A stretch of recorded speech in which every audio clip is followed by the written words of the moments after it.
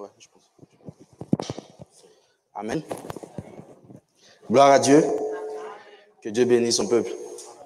On va rester dans cette posture et on va prier pour confier notre cœur entre les mains du Seigneur. Parce que nous sommes là pour lui et nous ne sommes pas là pour une personne. Allez, on prie le Seigneur. Seigneur, nous bénissons ton nom ce soir, nous te rendons toute la gloire. Merci pour tout ce que tu fais pour chacun d'entre nous. Merci pour cette grâce que tu nous accordes encore ce soir d'être devant ta face. Merci parce que, Seigneur, il t'a plu de nous appeler à trône ce soir pour apprendre encore, Seigneur, comment marcher avec toi. Je bénis ton nom pour mon frère, je bénis ton nom pour ma sœur, je bénis ton nom pour tous ceux qui sont encore en route. Merci pour chacun d'entre nous, pour la seule gloire de ton nom ce soir, au nom puissant de Jésus-Christ de Nazareth. Amen. On peut s'asseoir dans le nom précieux de notre Seigneur. Je voudrais rapidement dire merci à notre Père, l'ange de la maison, pour sa confiance qu'il réitère encore à ma personne ce soir. Amen. Merci au conseil également et merci à vous, Église, qui vous êtes déplacés ce soir pour être là. Alléluia. Gloire à Dieu. Ce matin, quand j'ai appris que je devais être devant vous, c'était un exercice difficile. Alléluia. Mais nous croyons que c'est le Saint-Esprit qui inspire. Alléluia. Et c'est lui qui nous parle. Et donc, ma prière de ce soir, c'est que Dieu puisse effectivement parler au travers de moi, qu'il efface ma personne et qu'il puisse communiquer sa parole à chacun de nous et que nous puissions recevoir quelque chose. Amen. Nous allons prendre rapidement Exode 20, 12, le premier test, le deuxième test, Deutéronome 5, verset 16, 33. Donc, verset 16 d'abord, le verset 33, ensuite Éphésiens 6, le verset 2. Donc, c'est sur ces différents versets que nous allons naviguer.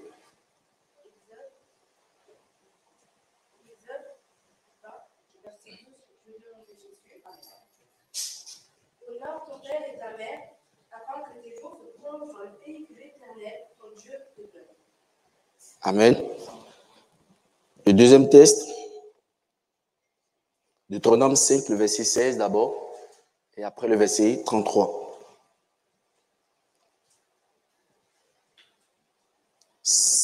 Deutéronome 5, le verset 16.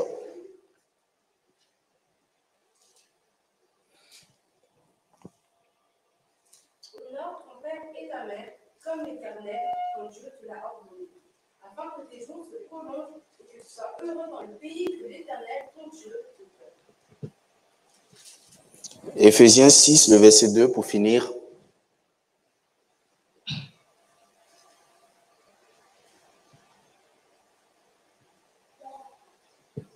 Honore ton père et ta mère, c'est le premier commandement avec une promesse. Alléluia. On peut s'asseoir dans le nom précieux de notre Seigneur. Bien-aimé, pour moi et pour cette prédication, j'ai voulu d'abord, pour pouvoir installer le tableau qui va nous permettre de comprendre ce que je veux dire, j'ai voulu commencer d'abord par définir le mot honorer. Donc, honorer, avoir la définition du mot honorer peut nous permettre véritablement de comprendre ce thème. Et le deuxième point, c'est l'importance de ce thème. Alléluia. Mon troisième point sera quelques principes et en fin de compte, je vais finir avec une petite conclusion. Amen. Donc, qu'est-ce que honorer?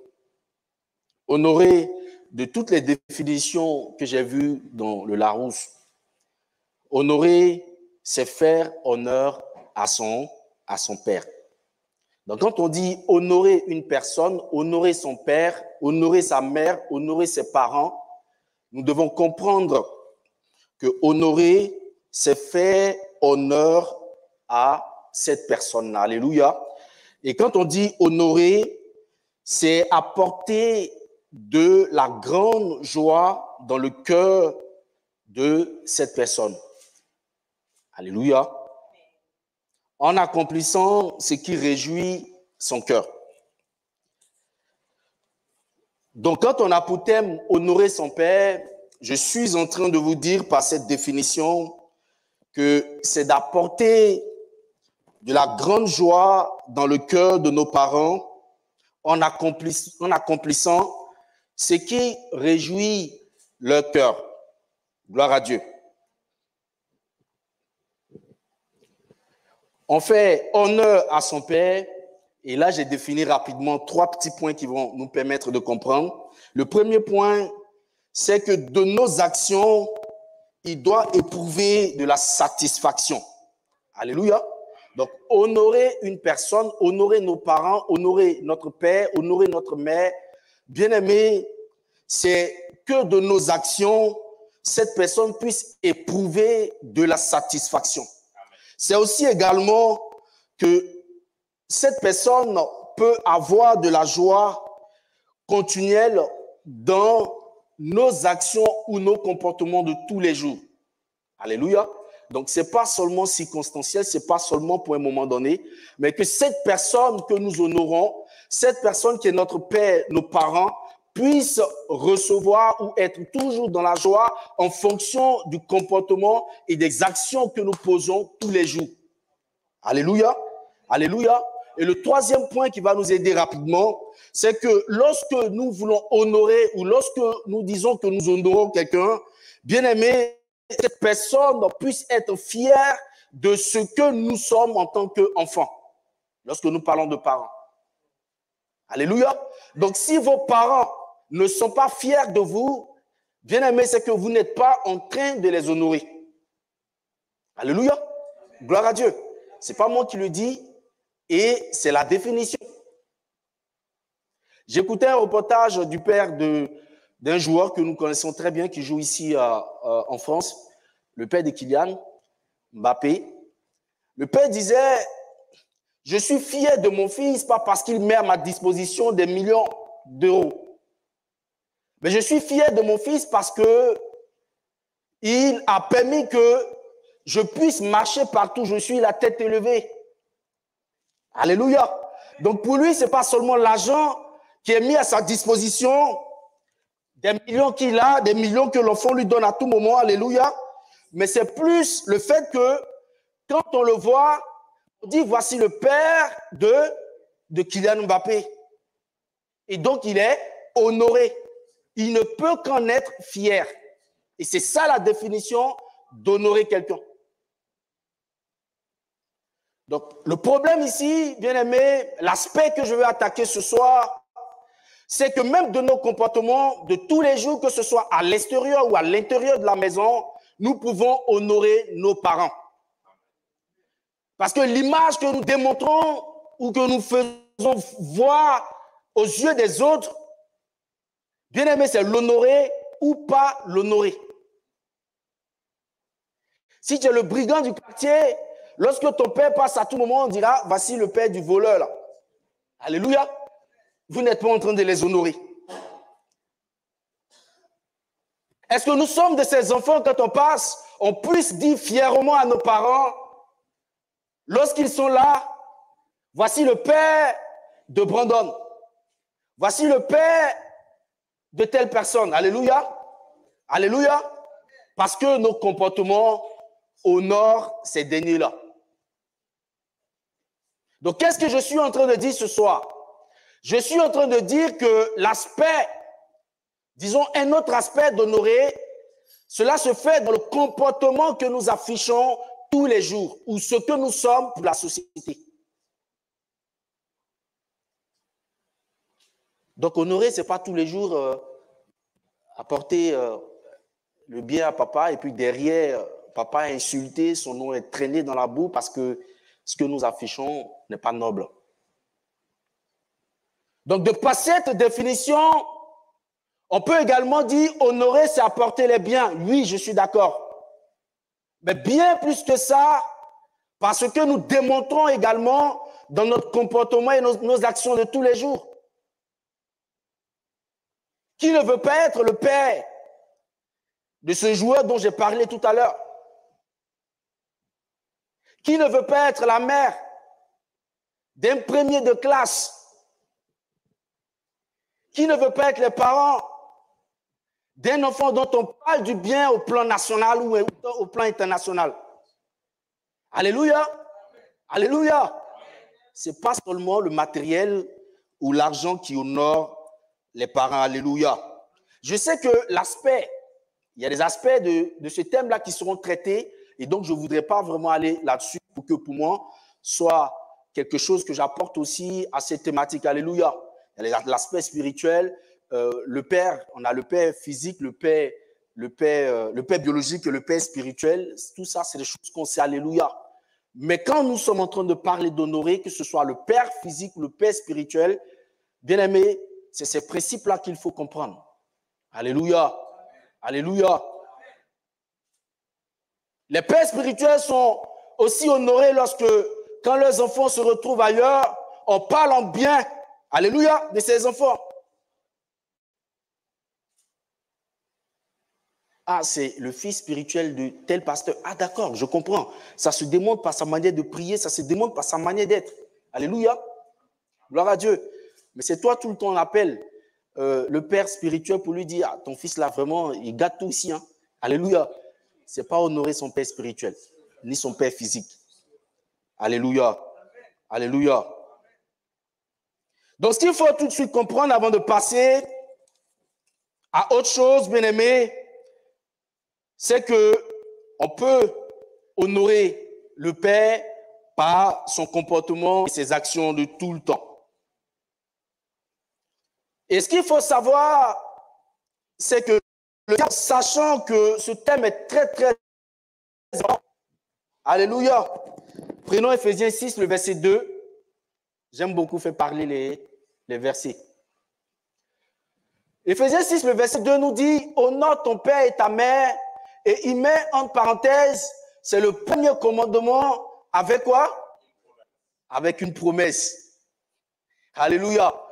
Le premier d'abord commandement, on parle de commandement. Là, on est sur les principes. Ça ne se négocie pas. Alléluia.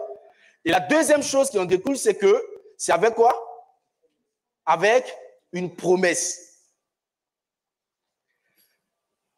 C'est très intéressant quand on parle de promesse. Après, un principe ou un commandement ou quelque chose qu'il faut observer.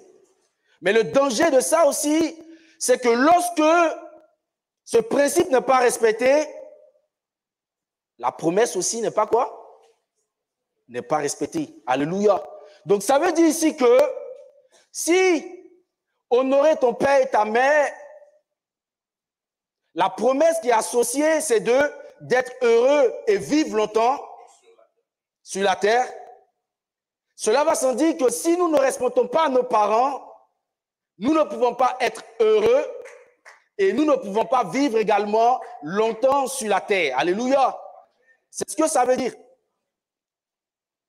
Et comme le diable sait que c'est très important pour l'enfant de Dieu que nous sommes, alléluia, tout simplement à cause de deux éléments qui figurent dans cette promesse.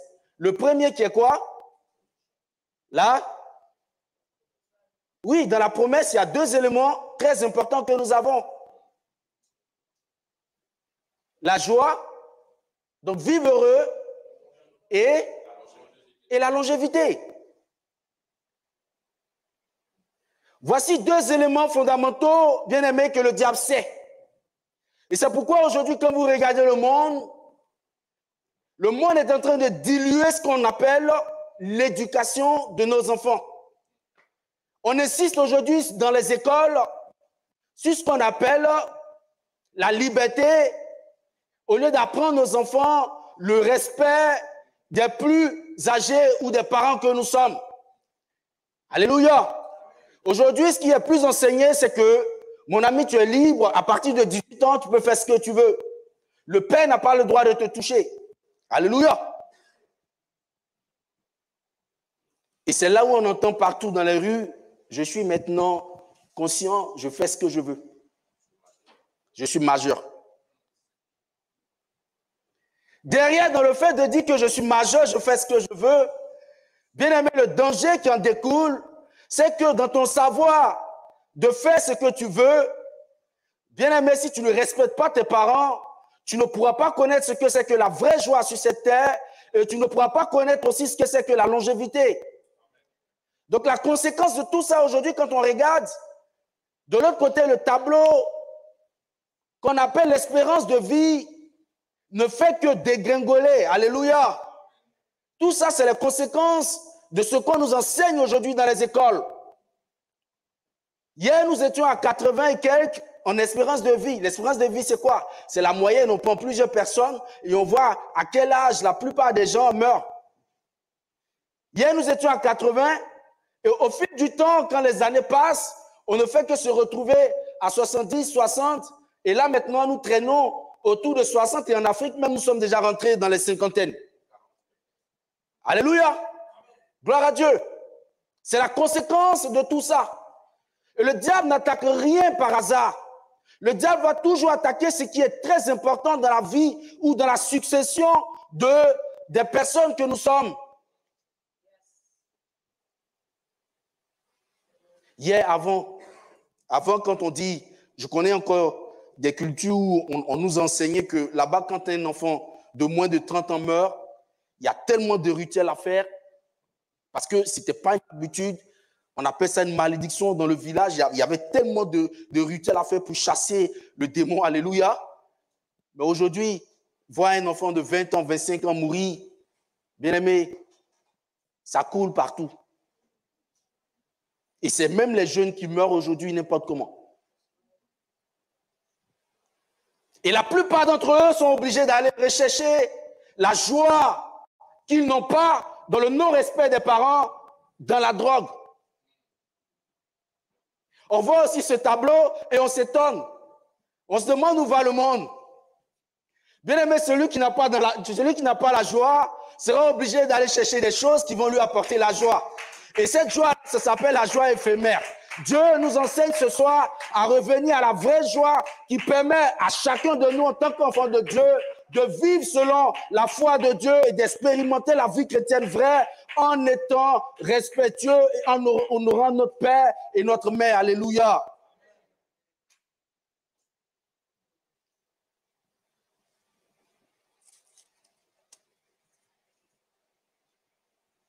Le diable sait, alléluia, il n'attaque rien par hasard. La joie et la longévité. Lorsque nous n'accomplissons pas ces choses, bien-aimés, sachons que c'est ce sort-là qui nous est réservé. Et nous ne voulons pas être de ces personnes ignorantes de ce principe. Alléluia.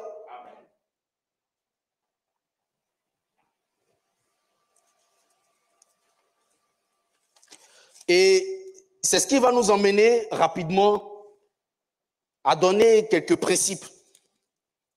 Je vais m'arrêter là où le temps nous permettra. Alléluia. Il me reste 15 minutes. Dali, c'est ça? OK.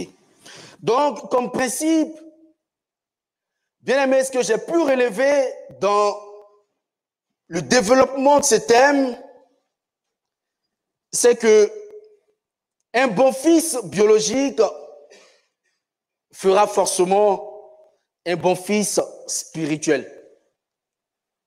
Alléluia. Alléluia.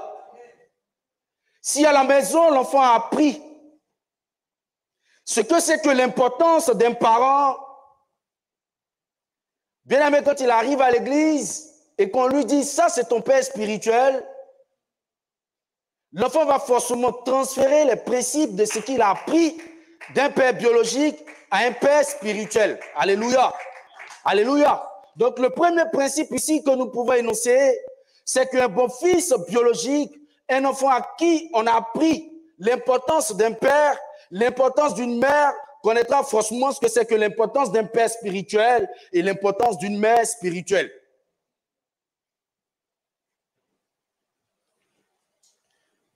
Mais si à la maison on lui dit, écoute, papa, ce n'est qu'un jouet, alléluia, ce n'est qu'un homme qui apporte de la joie, qui apporte ce qu'il faut, le matériel pour que la famille puisse survivre. Rien que ça, écoutez-moi, l'enfant va répercuter le même comportement partout où il se retrouve, pas seulement même à l'église. Qu'est-ce que nous enseignons étant à la maison à nos enfants? Il y a des choses qu'on n'a pas besoin de prier également pour cela. Mais il faut simplement inculquer dans l'éducation de nos enfants. C'est un mot que je n'aime pas trop utiliser parce que quand on utilise quelque part, ça donne mauvaise connotation. Qu'est-ce que nous inculquons à nos enfants? Vous savez, je vais vous dire quelque chose aujourd'hui. Et ça m'a beaucoup marqué jusqu'à aujourd'hui. Je pense que ça m'a aussi beaucoup conditionné, même également mes frères. Je n'ai jamais vu, je dis bien jamais vu, depuis que je suis né jusqu'à ce que je quitte la maison en classe de terminale, ma mère levait le ton sur mon père. Également, mon père n'a jamais porté main à ma mère. Ça fait que dans mon mariage, ça va faire bientôt 10 ans. Je me suis marié très très jeune, à 23, 24, 23 ans par là. 22 ans, 23 ans par là. Je n'ai jamais porté main à ma femme. Ce n'est pas parce qu'elle est meilleure. Je vous le dis, ce n'est pas parce qu'elle est meilleure. Je suis sur la chair, ce n'est pas parce qu'elle est meilleure. Mais ça m'a conditionné.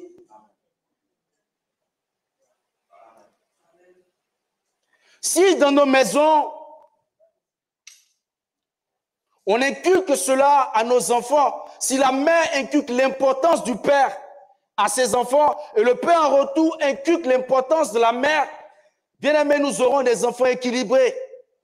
On n'aurait pas besoin de leur enseigner à longueur de journée ou de prier pour eux, pour qu'ils puissent savoir que les parents que Dieu nous donne, que ce soit spirituel ou biologique, ont une importance capitale et leur respect en découle ce qu'on appelle la recommandation de longévité et également de la joie sur terre.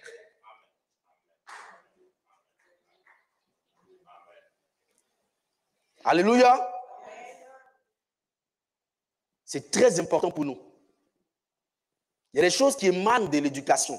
Excusez-moi encore, je n'aime pas utiliser ce thème, mais qui émanent de l'éducation, des principes qu'on donne à nos enfants. Il y a des choses pour lesquelles aussi on peut prier. Alléluia. Gloire à Dieu.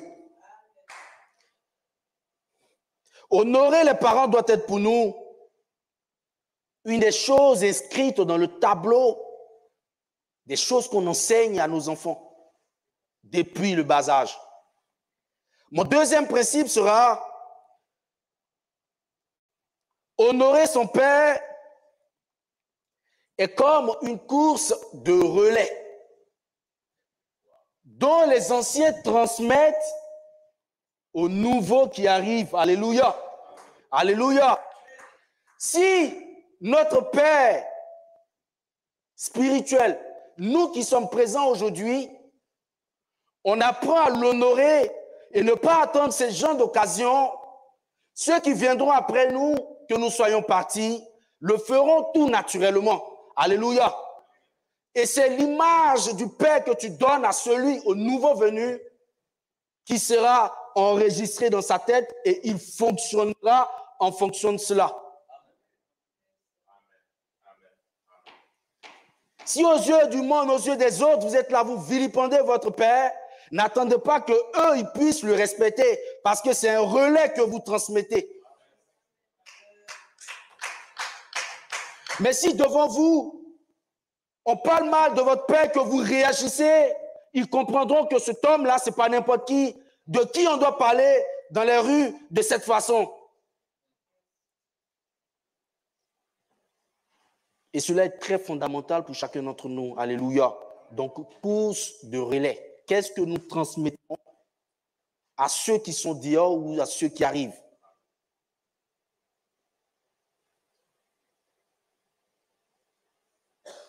Je trouve que c'est quand même un peu, c'est une parenthèse pour moi, excusez-moi, je l'assume pleinement, un peu sorcier de venir recevoir la prière d'un père et se retrouver dehors avec des gens, aller vilipender la personne. Je ne comprendrai jamais ça. Et rien de mon esprit ne pourra m'emmener à comprendre cela. Alléluia. Alléluia. Et c'est des choses que quand je vois ou quand j'entends, je suis moi-même tout de suite. Alléluia. Mais nous ne sommes pas de ces enfants-là. Alléluia. Que Dieu fasse que nous ne soyons pas de ces enfants. Alléluia. Mon troisième principe, on n'honore pas le Père quand il est là, mais aussi quand il est absent. Alléluia. Si on attend chaque fois que Daddy soit là pour venir à l'église, et lorsqu'il n'est pas là, non, il n'est pas là aujourd'hui, donc on met la couette et on commence à dormir. Alléluia. On n'honore pas le Père en sa présence. On honore le Père quand il n'est pas aussi là. Alléluia. Et même absent, quand on l'honore, on montre que ce que nous avons reçu de ce que c'est qu'honorer un Père, c'est on ne le fait pas forcément, mais on l'a reçu véritablement et qu'on est des personnes qui sont appelées à honorer forcément. Parce que quand tu fais quelque chose, quand on te force à faire quelque chose, et quand tu le fais, quand cela est inscrit dans ta nature, ce n'est pas la même chose. Alléluia. Quand tu le fais forcément, vous savez ce qui va se passer un jour. On dit, chasser le naturel, il revient comment? Alléluia. Que cela soit inscrit naturellement en nous parce que nous l'avons appris dans notre éducation. Alléluia. Mon quatrième principe, attention, il me reste 7 minutes. On n'honore pas un Père en fonction de ce qu'il est ou de ce qu'il fait. Que sommes-nous? Des gens qu'on a portés, je parle biologiquement, même spirituellement, des personnes qu'on a portées à la naissance. C'est toi aujourd'hui qui va venir. Bon, comme il fait ci, moi je ne fais pas ça. Ou comme il a fait ça, moi je ne fais pas ci. Alléluia. Que sommes-nous? On n'honore pas un parent en fonction de ce qu'il est. On ne l'honore pas parce qu'il est grand, il a la force, il peut nous donner un bon coup ou pas. On l'honore parce que c'est le Père et parce que Dieu a dit de l'honorer. Alléluia. On ne l'honore pas parce qu'il est court, parce qu'il est grand, parce qu'il a de l'argent ou il est pauvre. Tout simplement, il faut l'honorer. Et c'est ce que j'ai dit. Un principe, ça ne se négocie pas. On ne dit pas, attends, je vais le faire un peu aujourd'hui, demain, voilà, je pourrais rentrer dans... Non. Alléluia. Et d'ailleurs, il faut l'honorer malgré. Alléluia. Et mon cinquième principe, qui est ma conclusion, j'ai bien tenu mon temps. Honorer, c'est en résumé être la personne selon le cœur du père ou des parents. Alléluia. Alléluia. Ici, ça ne veut pas dire que nous sommes très très saints. C'est pas ce que ça veut dire. Alléluia. Déjà, là où ce verset a été vu dans la Bible, je pense que prenons Acte 13, le verset 22. Acte 13, le verset 22. On va comprendre rapidement.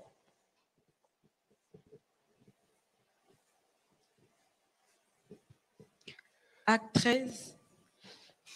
13, verset 22, je lis le nom de Jésus. Merci. Puis, l'ayant rejeté, il leur suscita pour roi David, auquel il a rendu ses témoignages. J'ai trouvé David, fils d'Isaïe, homme selon mon cœur. Alléluia. Merci ma soeur.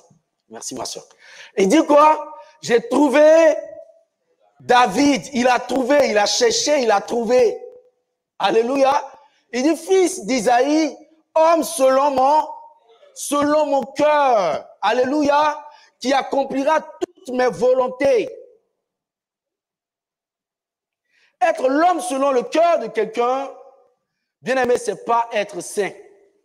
Parce que le David dont on parle ici, rappelez-vous, qu'est-ce qu'il a fait après?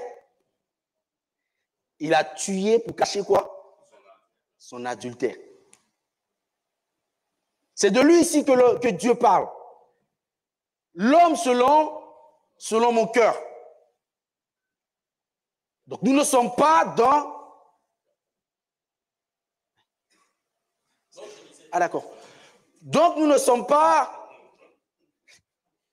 On parle de la personne très très sainte.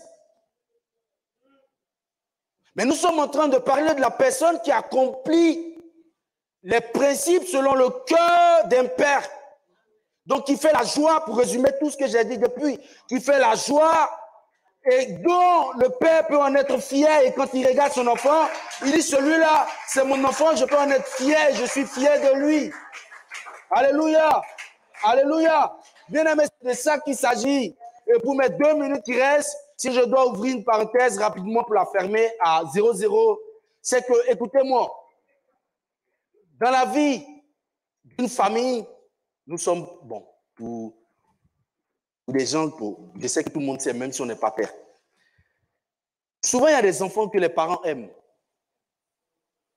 Souvent, il y a des personnes, que, même si on dit c'est faux, tout ça, ben, on le sait. Parmi les enfants, il y a un dedans, à un moment donné, quand tu les as élevés, tu les as éduqués, il y a un dedans à qui tu déverses tout rapidement, avec qui tu partages souvent quelques secrets, ou quand tu sais que tu es en train de prendre de l'âge, tu partages des choses avec lui. On dira que c'est le premier, non. Moi, l'expérience a fait que souvent, ce n'est pas les premiers enfants. Souvent, ce n'est pas aussi les derniers. Et cette question, par moment, on se la pose. Le plus souvent, ce n'est pas parce que cet enfant-là, il est très sain ou il fait tout ce qu'on lui demande. D'ailleurs, il n'y en a pas sur la terre. Alléluia. Mais c'est la personne selon le cœur du Père. Quand le Père a regardé, il sait que tout naturellement, celui-là, ce que j'ai fait, il peut le faire aussi. Amen. Alléluia. Alléluia. C'est la personne selon le cœur, souvent du Père. Gloire à Dieu. Je voudrais m'arrêter là ce soir. Et ma prière pour nous, c'est que chacun de nous, que ce soit biologiquement, spirituellement, nous soyons des enfants selon le cœur de nos parents. Cela est très important.